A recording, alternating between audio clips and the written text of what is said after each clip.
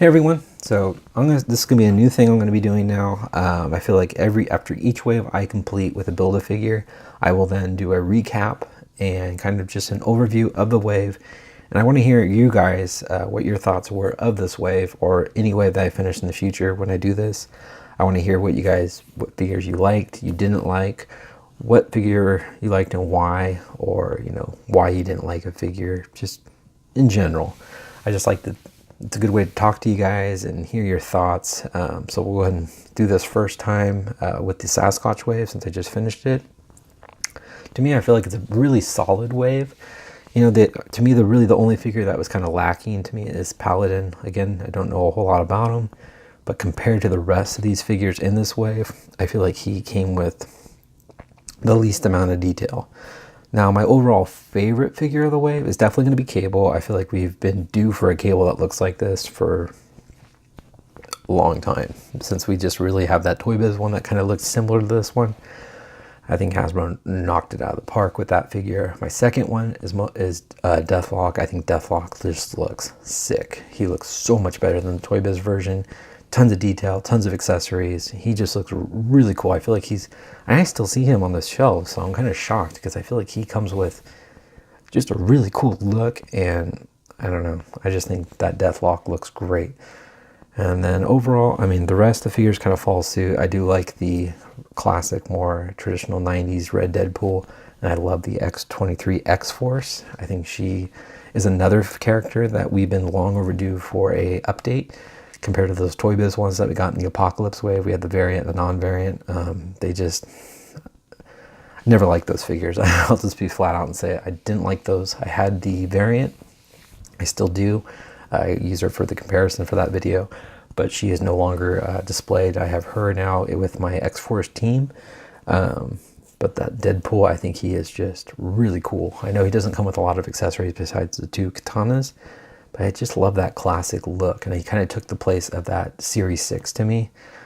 Series 6 Toy Biz Deadpool is still very cool. It's nostalgic. Like I probably repeat myself, but it's nostalgic in a sense, but I feel like this figure outdoes it just by the look and how clean the sculpt is, and I just think I just really enjoy it. A lot of people may disagree with that, and I totally understand.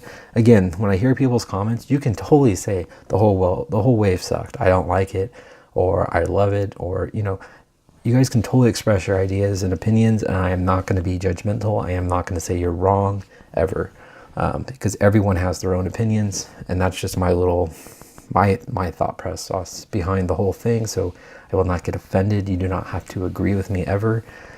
So I'm going to lay that out there right there, so no one feels like weird if you're going to say like, oh, I thought that X-23 just looks like crap. You can totally say that, and I'm not going to be like, ooh, you're an idiot or anything. I'm not going to think that way at all. So, and I try to keep my comments, when you guys talk, that I am never going to ever say that you're wrong, especially when people ask me. I'm going to go on a tangent or ramble about figures they should get. I'm always going to say, what figure do you guys like? Or what figure have you been after out of those two? If you pick, for example, I had a comment saying he wanted a Scorpion, another figure, but he already had that same character, but he just liked that other variation, but he didn't have a Scorpion, and he was still trying to build, up his Spider-Man collection. So I just kind of said, oh, geez, if it was me, I always try to pick figures I don't have already. If I'm going to go for another character, if I don't have it, I traditionally go for that just because it changes the collection up and it adds new characters and new faces opposed to variations of characters. Unless it's absolutely my favorite character, like Wolverine's my absolute favorite. I will probably always buy Wolverine figures just because he's my favorite. So, but that's just kind of my 2 cents. But anyways, back into the wave. So I've gone over, I like Domino too. Again, this wave's been really strong in a sense because I feel like it has replaced a lot of the Toy Biz figures that we already had that needed updates. I mean, geez, look at this. So we have an updated Deathlock, updated Domino. That was from Hasbro, 2-pack that not a lot of people had, and she was kind of expensive and not the best Domino. Now we can get her. X-23 definitely needed to be an update. Got her now. Cable needed an update, got him, even though we just got a Juggernaut wave one. This guy is just freaking sick. again, classic red looking Deadpool. We got one that from Juggernaut Wave, but he wasn't like this one. He wasn't more that 90s classic. Otherwise you had to go with either the Toys R Us 2-pack with from way back with Warlock. He's, again, not, and there's a lot of knockoffs too, if it's hard to tell.